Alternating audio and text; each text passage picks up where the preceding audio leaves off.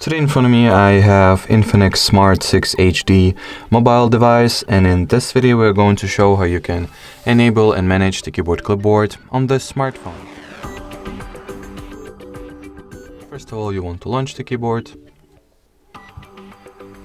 Next, at the top part of it that contains all the icons and options and features, you want to look for this very icon that stands for the clipboard itself.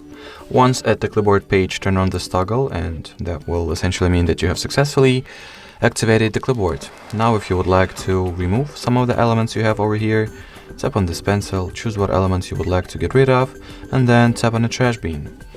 If you would like for something to be, on the other hand, added to the keyboard clipboard, you gotta simply copy it. So let me just type in something.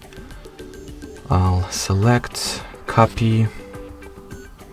And once I get back to the clipboard, you can clearly see that the element, the text unit that I have just copied, has been successfully added as the most recent elements of my keyboard clipboard. From here, simply tap on the element that you would like to use, and it will be successfully passed into any typing board that you have launched the keyboard from.